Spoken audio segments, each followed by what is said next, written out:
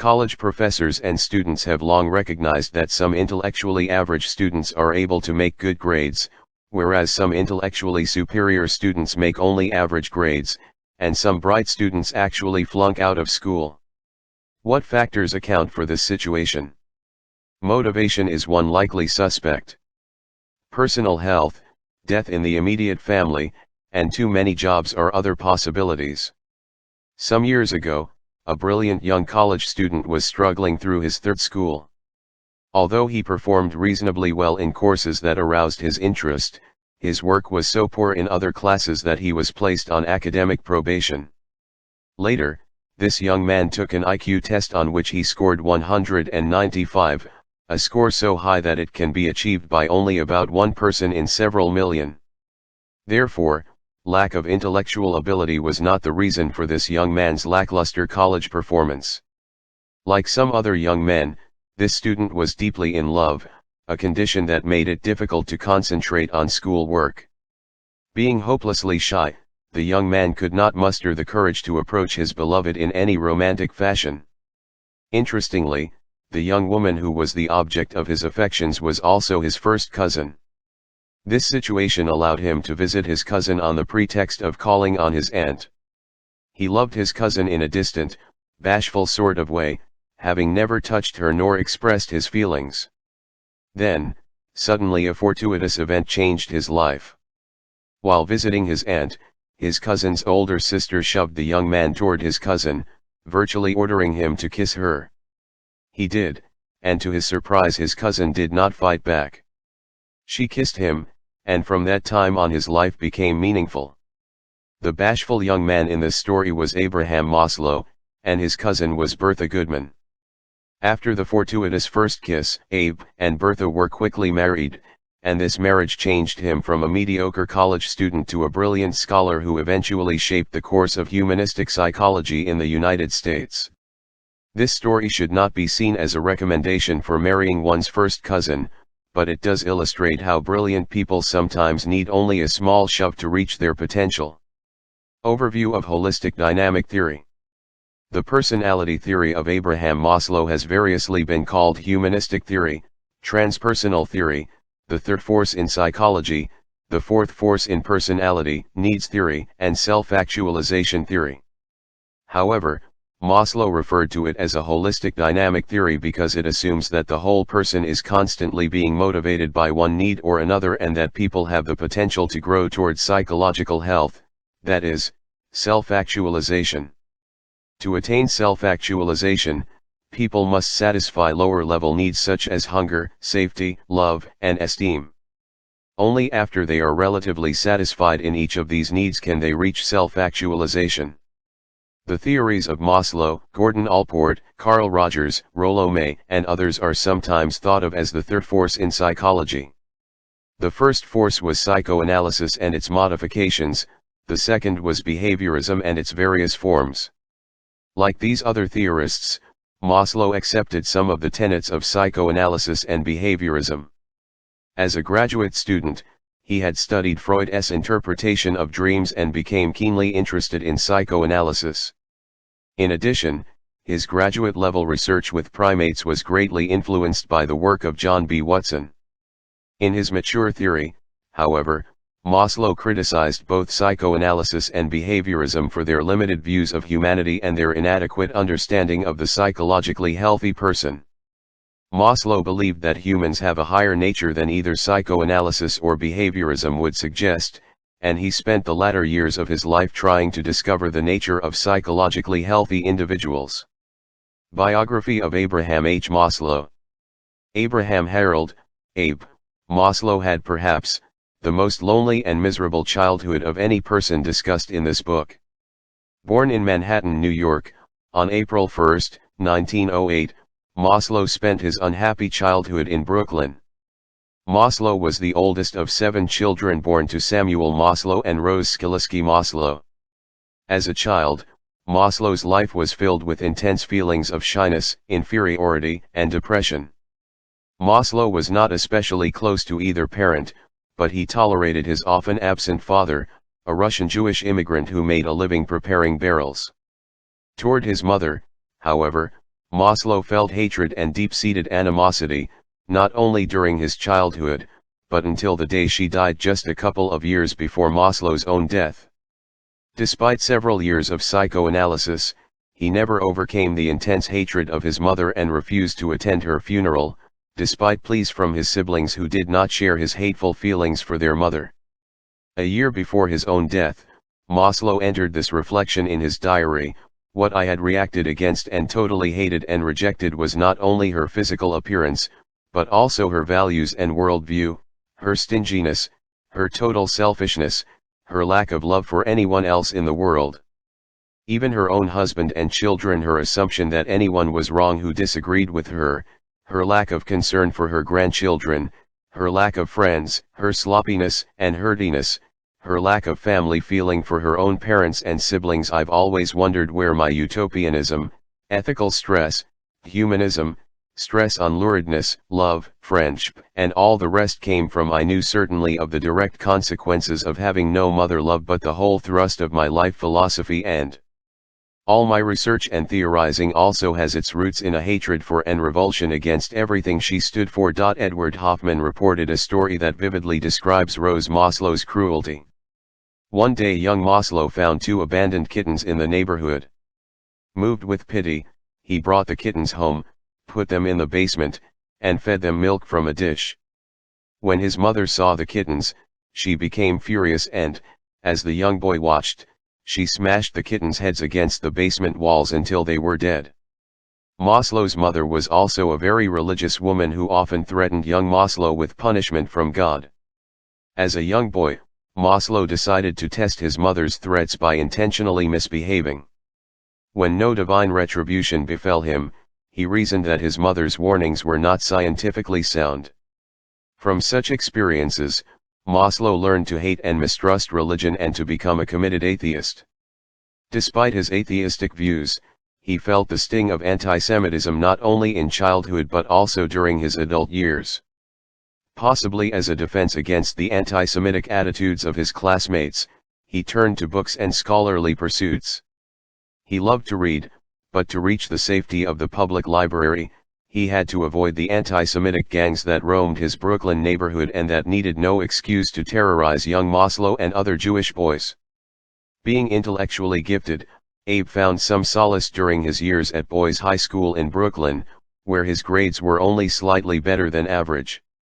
At the same time, he developed a close friendship with his cousin Will Maslow, an outgoing, socially active person. Through this relationship, Abe himself developed some social skills and was involved in several school activities. After Maslow graduated from Boys High School, his cousin Will encouraged him to apply to Cornell University, but lacking self-confidence, Maslow selected the less prestigious City College of New York. At about this time, his parents divorced and he and his father became less emotionally distant. Maslow's father had wanted his oldest son to be a lawyer, and while attending City College, Maslow enrolled in law school. However, he walked out of law classes one night, leaving his books behind.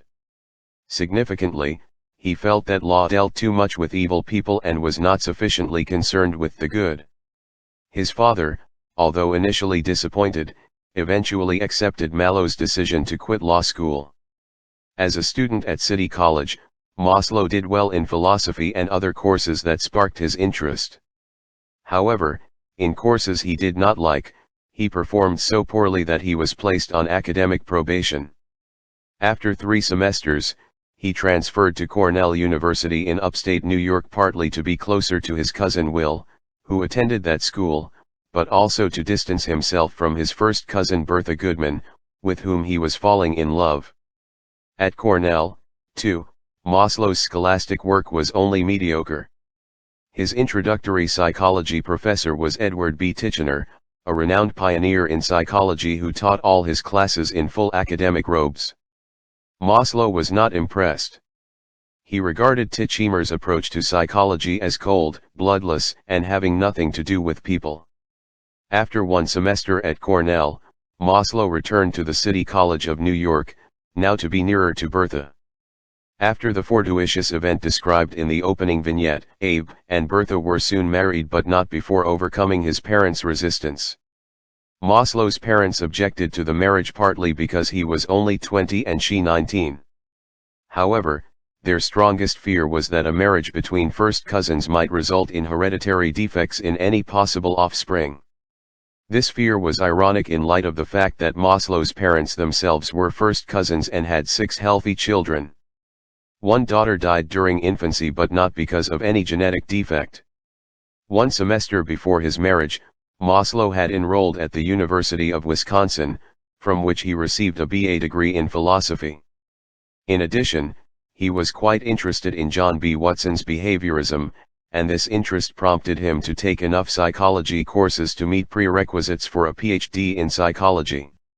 As a graduate student, he worked closely with Harry Harlow, who was just beginning his research with monkeys. Maslow's dissertation research on dominance and sexual behavior of monkeys suggested that social dominance was a more powerful motive than sex, at least among primates.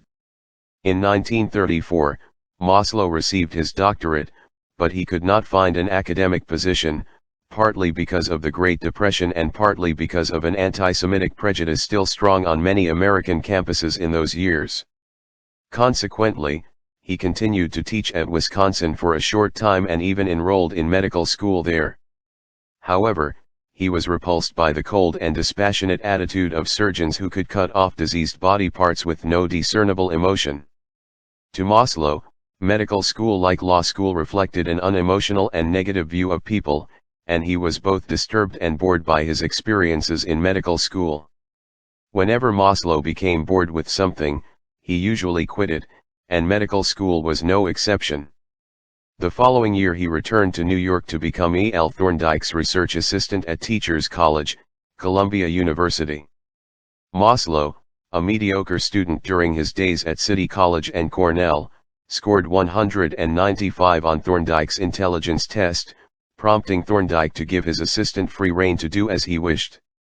Maslow's fertile mind thrived in this situation, but after a year and a half of doing research on human dominance and sexuality, he left Columbia to join the faculty of Brooklyn College, a newly established school whose students were mostly bright young adolescents from working-class homes, much like Maslow himself 10 years earlier. Living in New York during the 1930s and 1940s afforded Maslow an opportunity to come into contact with many of the European psychologists who had escaped Nazi rule. In fact, Maslow surmised that, of all the people who had ever lived, he had the best teachers. Among others, he met and learned from Erich Fromm, Karen Horney, Max Wertheimer, and Kurt Goldstein. He was influenced by each of these people, most of whom conducted lectures at the New School for Social Research. Maslow also became associated with Alfred Adler, who was living in New York at that time. Adler held seminars in his home on Friday nights, and Maslow was a frequent visitor to these sessions, as was Julian Rotter. Another of Maslow's mentors was Ruth Benedict, an anthropologist at Columbia University. In 1938, Benedict encouraged Maslow to conduct anthropological studies among the northern Blackfoot Indians of Alberta, Canada. His work among these Native Americans taught him that differences among cultures were superficial and that the northern Blackfoot were first people and only second were they Blackfoot Indians. This insight helped Maslow in later years to see that his famous hierarchy of needs applied equally to everyone. During the mid-1940s, Maslow's health began to deteriorate. In 1946, at age 38, he suffered a strange illness that left him weak, faint, and exhausted. The next year he took a medical leave and with Bertha and their 2 daughters, moved to Pleasanton, California, where, in name only, he was plant manager of a branch of the Maslow Cooperage Corporation. His light work schedule enabled him to read biographies and histories in a search for information on self-actualizing people. After a year, his health had improved and he went back to teaching at Brooklyn College. In 1951, Maslow took a position as chairman of the psychology department at the recently established Brandeis University in Waltham, Massachusetts. During his Brandeis years, he began writing extensively in his journals, jotting down at irregular intervals his thoughts, opinions, feelings, social activities, important conversations, and concerns for his health.